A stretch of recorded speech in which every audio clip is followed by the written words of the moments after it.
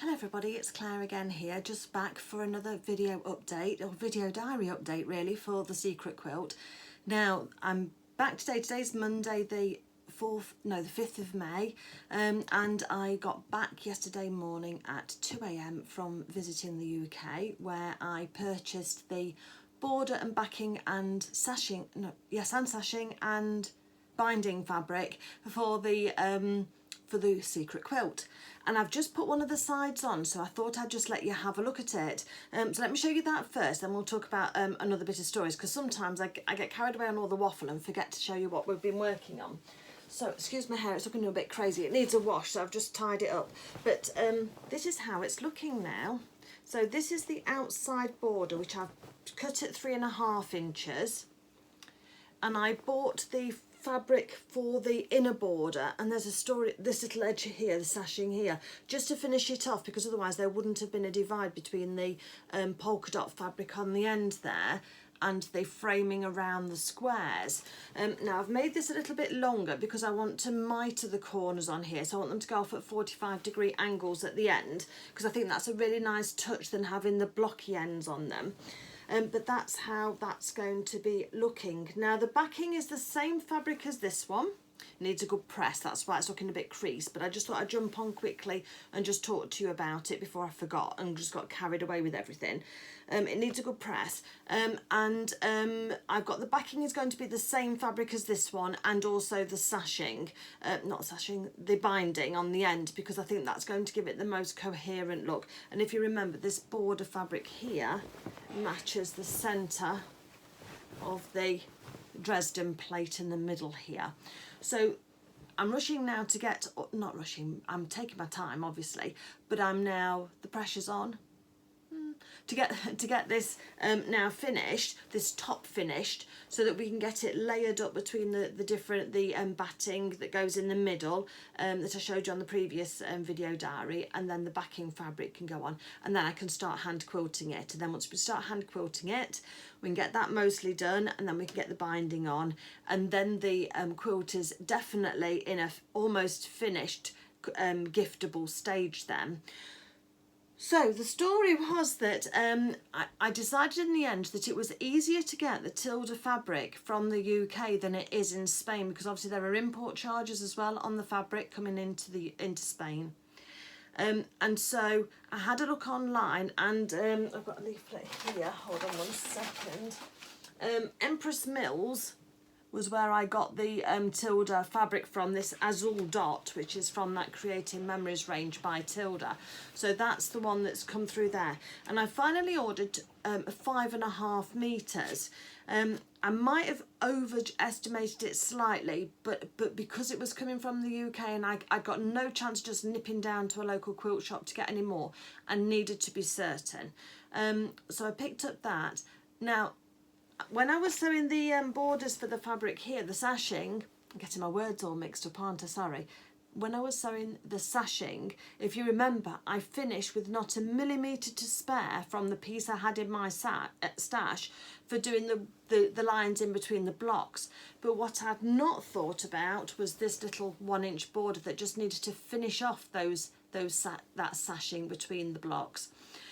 And so when I went online, from where my mum lives, there's within half an hour there's a quilting shop called Quorn Country Crafts. I'll put the name up here for you, and they're based in Eastleigh in Leicestershire. It's a lovely shop. They do workshops, they've got upstairs is all fabrics and quilting, and obviously you can use quilting fabric for dressmaking, don't forget that too, but they don't stock dressmaking patterns as far as I know, so you'd have to buy that online, but you could then take it along and choose a lovely print, cotton print, beautiful for summer, from the quilting fabrics, and perfect for children's clothes. I know you have to iron it, you know, when it's been laundered, but it's really strong and keeps its colour wash after wash after wash, so it is a really good option for children's clothing as well.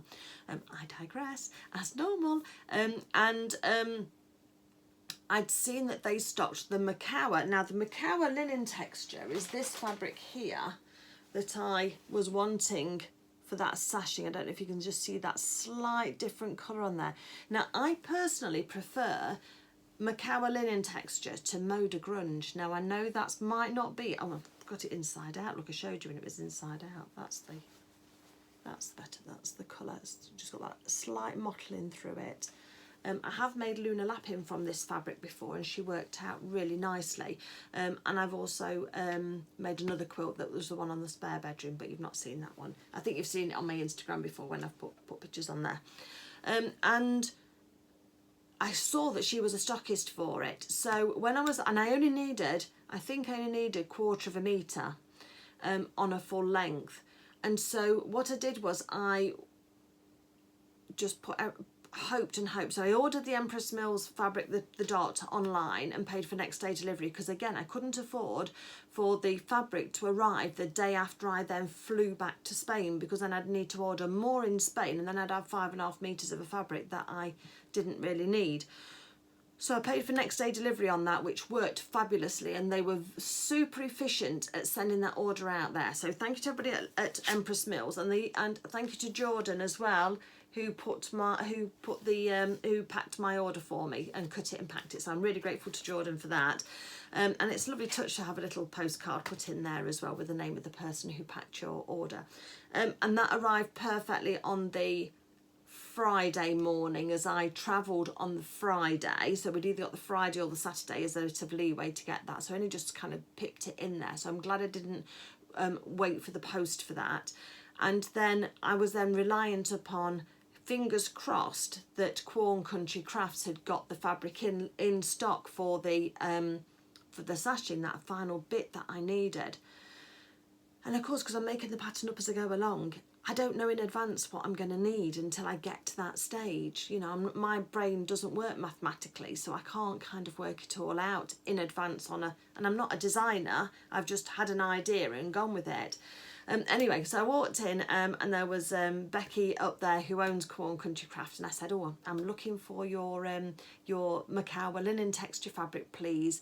And she said, oh, well, it's over here. And as I looked over her shoulder, there were just dark colours there, not the lovely kind of off-white that I needed. And I'm like, my heart sank. And she said, but we're waiting for a big order to come in. Have you come far? So of course, how trust me, only from Spain, which made us both giggle. But so I was like, oh no, I was hoping that you got it. I need it to finish a quilt, and I need to have that colour. And I think she could see how distraught I was. I wasn't quite close to tears, but my brain was trying to think, sugar, what do I do now? So anyway, she said, well, don't worry. She said, because we've got a basket here of fat quarters. Let's have a look. And so I had a look, my eyes scanned quite quickly. And so I scanned quickly on the top and I thought, they're all dark colours too. They're not going to have any. And then she didn't lose faith. She started digging underneath, and guess what she found? 2 fat quarters that were cut and ready packed of the linen texture in the right colour. So hallelujah, we've got the right colours, and I was just so thrilled with that. And also that she thought on her feet and didn't let me down. And so Becky at Quorn Country Crafts, I'm really grateful to you. And also there was something else that we discussed about the Lily Rose dolls as well, but I'll talk to you about that on another video. And so yeah, so I've got enough now to finish this border, and I've got enough to put the outside border on. Excuse it looking a bit, it needs a really good press. And probably a little bit of steaming. It is the right size, and it is going to look great once it's all down. So I thought I'd just pop on, tell you that little story before I forgot it, show you that one corner or that one edge on there now that that's starting to look a bit more finished. My next stage now is to go on to finishing the rest of the other 4. So I'm sewing, I've got my 1-inch strips here of my linen texture. And then I've got my 3.5-inch strips here of the blue polka dot. So I'm sewing those 2 together first, and then I'm sewing it onto the quilt, and I'm finding the halfway point on the length of the border and the halfway point on the quilt, and then matching that up as it goes along. So I've got some reference points as I'm sewing so that one side isn't dragging against the other. Hopefully that's going to work for us quite nicely. Once I've got all of these 4 on, and I leave them overhanging at the edge, look, because eventually this side here will get folded up like that, and then we'll have another border coming in this side here that will finish there as well, and I'll sew those two together, and perhaps I'll show you how I do that on, if I can do a quick close-up if I remember, on the corners, just to show you how I do that. It won't be a full tutorial, it'll just be a watching me sew, because I really need to crack on with this now. And then once we've got those four done, then we're on to backing and batting, and then we can then get on to the hand quilting. So that's where we are for now. I'm going to leave it there with you. I've got some more sewing to do, and I'll come back to you when I'm on to matching those corners, as long as I remember. I hope everything's okay with you guys. Thank you for following along. I'm really enjoying this project, and I hope you are enjoying it too. And I will see you soon. Take care. Bye. Okay, it's a couple of hours later, and I've just finished sewing all of the borders on and got everything right. I've just mitered this first corner, and I just wanted to show you what it looked like. So whereas if you'd have blocked this corner, you'd have had one line of sashing sort of finished just there, and the other one would cover it completely over the edge, and then you'd have had a line across here where this side border finished across here, and then this top one here would have carried on square across to the side there. So you'd have had quite a bit of a, I don't know, you might have been able to make it almost invisible, but for me, I think this looks a really, really lovely corner on the edge here. I hope you agree with me as well. So I'm just going to take you into my hallway, actually, to the ironing board, and let me just show you how I prep this, and then I'll show you how I sew it and how it turns out. I'm going to do my very best not to get my shadow in the way, but because I've got an overhead light, it might be a little bit difficult. This hallway was not designed for filming YouTube videos. So there's the one that I've done, and let me show you how now. I'm going to set up the other one. So let's get a corner. Oops. And here you can see we've got the one border going across sort of north to south, and then we've got this other one that crosses it over going east to west. And so I've left plenty of difference on here. It varies how much you need to leave depending on the amount of your border. Let me switch that iron back on again because I just need to press this out. So I have pressed this quilt once, but it's obviously going to take quite a bit of pressing because of the nature of it.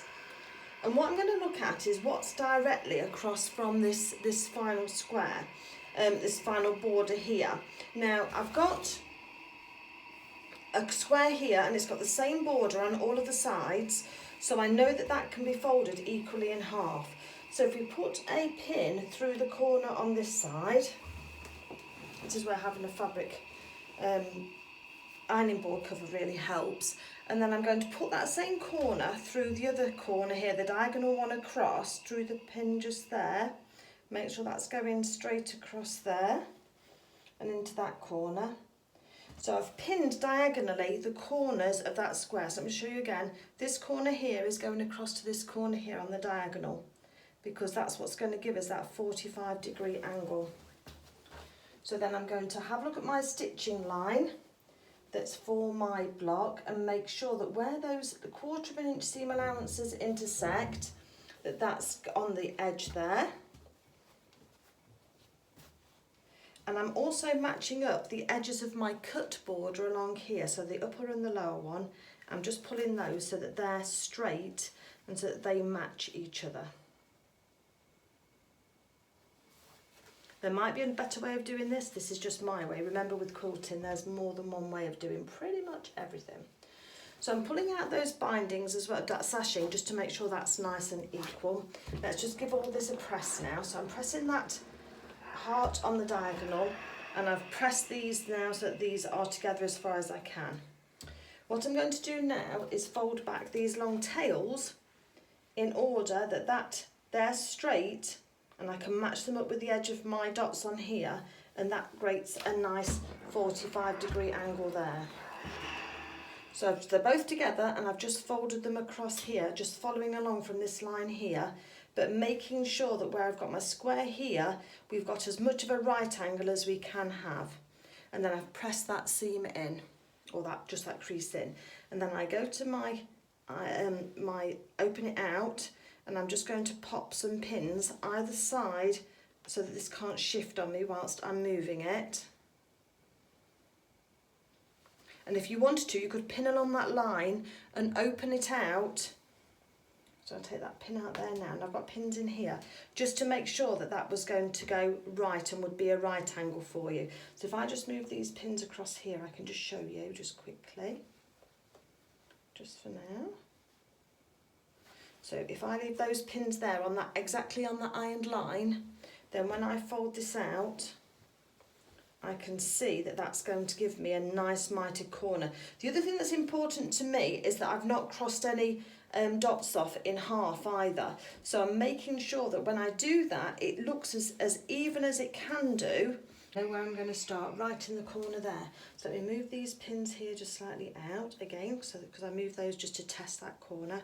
So there's my crease down the middle there, and I've got pins either side. Let's move to the sewing machine now, and I'm going to sew that all the way along. And whilst I'm here, let me just iron and press this one open, because that one's all finished. Okay, let's go to the sewing machine. So here we are back at the sewing machine. I've got my ordinary presser foot on. I'm going to put these side borders so that they're on top of each other. I've got my ironed crease mark down here that I'm going to follow, and I'm going to start right in the corner, just in there. Got my stitch length down to a number 2. Where's my end for my threads? That's it. I'm just going to do a couple of stitches forward and a couple of stitches back just to start it off. Just be careful not to stretch it out of shape, because you are working on the bias here, and that does give the fabric a little bit of mechanical stretch. Just take that pin out because I think it's going to get in the way. And then I'm just going to reverse stitch at the end as well, just to hold it so that it can't pull apart. Right, keep your fingers crossed.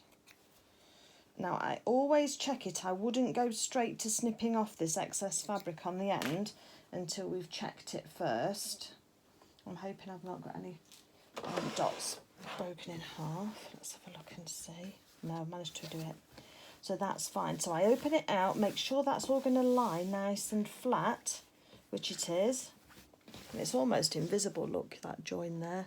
I mean, if you didn't know these fabrics here were there for the join, that would be pretty good. And I do think that that's a nicer finish than having the block finish. I know on some designs it's impossible to not have that, but then once we've done that,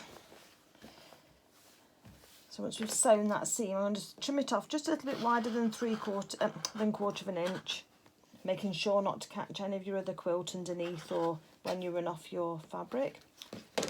And that's all the wastage we've got from doing that. It's not much, is it? This just goes in my scrap basket for another project another day.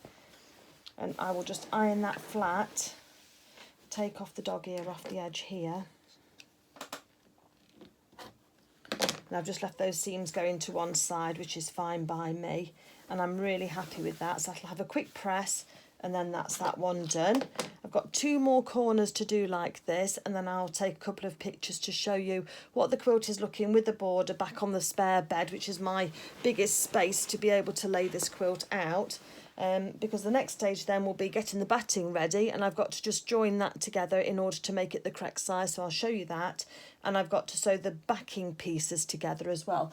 Now I have got some strips here, of my long 1-inch strips. So I think what I'm actually going to do is I'm actually going to make a visible join down the back, and I'm actually going to join the 2 pieces of fabric with this sashing so that it mirrors the front. And if you remember, if we run out of hearts on the front for people to sign, then my idea was to applique some onto the back. They won't have the outline fabric here, background fabric there, because I've run out of all of these florals now. But it'll at least have the stripe down the back, which I think could be quite a nice touch. Hopefully. Or I'll just join it together. Maybe I'll see. Or I'll just join it together like that, and hopefully you won't notice that join anyway. Maybe that might be better. Oh, I wish you could give me your feedback. That might be better, mightn't it? Just doing it on a join like that without seeing. If I match up the dots and then sew, I should be able to get that invisible. We're going to do that. We're not going to do the strip. Right, okay. Can you see, thinking on my feet as we're going along? I think trying to get an invisible back will be great. And otherwise, getting that line straight down the back of the quilt could be a little bit tricky.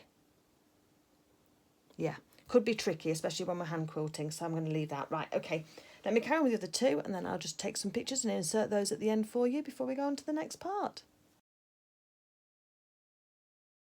Okay, so apologies for the wobbly footage here, but I've just laid out my batting and I've not got one piece big enough. So I don't know if you can see, but I'm actually joining this batting together, and I'm using offcuts. There's another join just down there, and then there was another join just along here as well. And I'm going to be joining up this centre part here. Now I've already joined this bit just here, and if you can see my stitches there, you can see. Now they are big and they are rough, but all they need to do is just hold those two sides together neatly. I've not overlapped them, I've just buttered them up against each other, and then I'm just doing these big stitches just to hold it together. So I thought I'd just show you. So I've got a long length of thread and a big needle, and literally all I'm doing is making sure that the edges butt up to each other, and then I'm taking a big stitch. Obviously if you've got more room, you can take this off the surface that you're using. In my case it's the bed in my spare bedroom. I'm literally just taking large stitches. Don't have to be pretty, you're not going to feel it, because when this lies flat and you've not overlapped it, there's no ridge on the other side. It's all just nice and smooth. So I just thought I'd show you what I was doing. And it's a bit quiet here, some midnight stitching going on, but that's okay. It's a nice quiet job. It's not going to interrupt the hubby or the children or the pets, hopefully. Not that I've got any pets, but you might have. Oops, sorry, off camera. So yeah, so that's what I'm doing, just doing these big stitches just to attach this all together. You kind of join it together on your sewing machine, but the batting does get caught on your feed dogs, and I have found that actually this is pretty much just as quick. And I'll join these bits together and that bit together on there, and finish off this side, and then we'll be ready for working on the backing. The other thing that I forgot to tell you is that when you're working out your batting size, you need to come larger than your quilt. So there's my quilt edge there, see it through there, and then I've got this one at least probably three maybe 4 inches bigger. That's perhaps a little bit more generous, but because I've got it laid on a soft surface, not a hard surface, I'd rather have a little bit too much than too little. So all the way around the edge and down the sides here as well, I've got surplus batting, just so that if it does shift at all whilst you're quilting it, especially doing it by hand, then you won't have a run out on the edges. Okay, so now I've got my batting or wadding, whatever you want to call it, all tied together and sewn together. Now I'm looking to make sure that my backing is going to be long enough. And I bought this in a 5.5 metre piece from Empress Mills. It's the Tilda fabric that goes with this whole range anyway, this Creating Memories range. And what I've done is I've still got it folded in half as it came from the shop this way, because we're just having a little look at it at the length, because this quilt is square, so if it's fine on the length, then it's going to be fine on the width as well. So I've got the two cut ends together. So this is actually 4 layers of fabric at this point just here, but that doesn't matter. So then I'm going to pull this forward until it matches the edge or just over the edge of the batting. So my batting finishes there, look, and I've got another couple of inches spare there. And I'm just making sure I've got enough fabric before I cut it. You know, remember the old adage, measure twice, cut once? Well, that's what we're working with. So before I cut this up, then I was just making sure, and we've got plenty there, look, because the batting finishes here, so we're going to have extra. Now I'm not going to try and skimp this by cutting it down short. I'm just going to go with cutting the whole length in half along this route here, and that will then, not that one, underneath this one here, because there's the 4 edges together. Oops, hard one-handed. And then once I've got that cut into half along this edge just here, this fold line, then I know that that will then be enough to cover over the whole thing, because if this is double, let's take that down there, then I know that once it is opened out will be more than half, because there's our centre medallion, that's our halfway point here. So I know that once these are opened out, that will be enough then to cover the whole quilt as a square. So that's what I'm going to do next. I'm going to cut through here, and then I'm going to take these selvage edges off. I don't leave the selvage edges in on my quilts, so we'll lose just a little bit there, and then I'll find one row of dots to follow, and I'm going to then pin those together and then just sew the other side of them, so that hopefully you can't tell that this fabric has been joined together. Remember how we did it on the edges here? On the mitres, I'm going to try and do something similar to that, so that you can't really, certainly from a distance, you can't really tell that there's much of a join there. Okay, that's the plan. Okay, so to match this fabric, first make sure that you've got your ends together. Now on this one, that's fine. So I've got the cut edge here because this is a much repeating pattern. If you've got a floral, or it's like when you're matching curtains, when you're pattern matching, you're trying to keep the pattern continuous across this break. Now what you can do is you can fold back the selvage edge, that's the edge that's got the bound bit and those dots in it, because we don't want to use that, because sometimes that shrinks at a different rate to the rest of the fabric when you wash it, so you don't want anything to pucker anything up. So we're going to lose this edge and this edge too whilst when we have sewn it together. But for now, what we want to do is to try and match this up. Now what you can do, as I say, is fold back, find a, you know, 3/4 of an inch or something, fold it back and then press it. Make sure that it's even all the way down, because then what you can do, if you've got a floral fabric, I haven't got one to hand, let me see if I can get one, because it's quite an interesting point to be able to try and do this to match. Hold on one second. Okay, I've got some baby fabric here, but it'll give you a bit of an idea. So this baby fabric has got very clear lines in the print going across it. Oops, hopefully you can see that. Yeah, hopefully you can see those lines. So what I would do with this one, if I was joining it, is I would fold one side back by a small amount. You can see this has been cut already, so it's not got the selvage edge on it. And then what I would do is press that all the way down. Now we can see that we need to make sure we've got the same bit of pattern on the edge. So I'm using this little cat's tail just here, and I'll be able to zoom in to show you on the actual video when I'm doing it. So that there will be pressed. I'll just finger press it for now.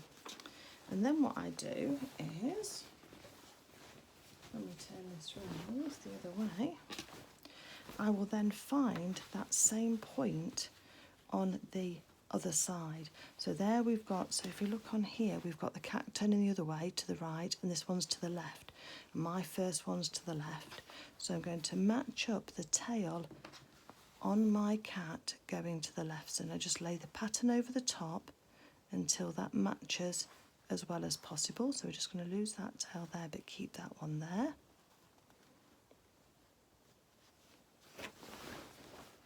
You see how I'm matching that up? So I'm missing this top one and going to the next reference point where it matches. Then I've got a little blue bird there as well to match.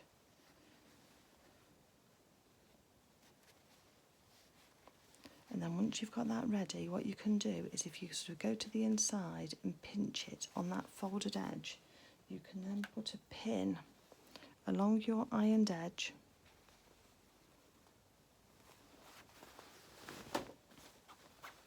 And this will match your fabric for you. Sometimes there are markings as well on the selvage edge where it'll give you a reference point as to how to match this fabric, or to match your fabric, which is most important. So look out for those as well. Sometimes it can be a little cross or a little dot on the selvage edge, and just see if that matches with what you are with your pattern.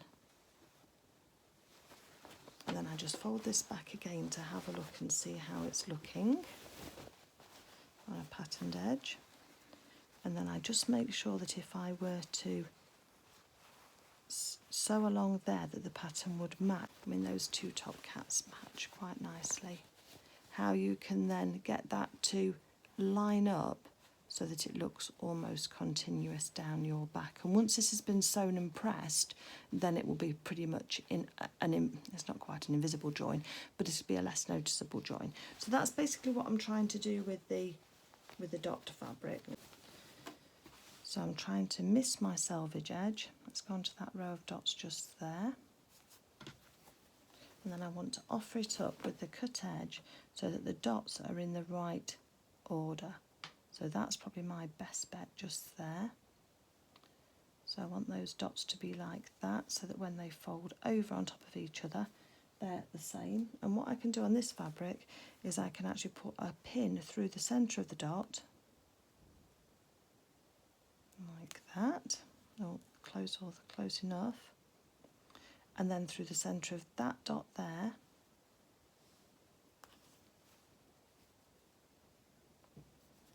And then push them together so the dots are on top of each other, and then place the pin. I'll do the same down here again. So let's make sure that's lying nice and flat. Let's match our dots up so they're going to be on top of each other. We don't want the pins too close together. So let's use this one just here, put a hole through the centre of that one. Match it up with the one that it's corresponding with. Make sure you get the right row. Just that one there, through the centre of that one. And then we can, if I do it this way, then you'll be able to see how that's then matching up down that row there. So I've missed my selvage edge. I can cut that off afterwards with 1/4 inch. But then if we fold this back, then when we start to sew this together, the lines of the dots will continue. And I'm also doing it so that hopefully I don't go through and have half a dot on my edge of my backing. I want to make sure, so just see just there, it's just starting to peep under. That'll go under so that I'm then not having half a dot. I don't want it to be like that. Can you see where we've got a dot missing? If the dots are on top of each other, that's great, but the best way of doing it is just slightly missing them so I'm onto the beige backing, and then you shouldn't then, once this is all lined up properly, obviously it's difficult on camera without doing it, is then that will just carry on then all the way down, and the lines will just continue. This is my theory. That will actually be like that. And then once that's pressed and then they've got the hand quilting over the top, I'm hopeful that you won't actually see that join particularly well. So I'm going to do that all the way down, then I'm going to sew it, then I'm going to press it, probably with the seam, I'm going to trim off the selvage edges and then press it with the seams open. Okay, that's the next bit.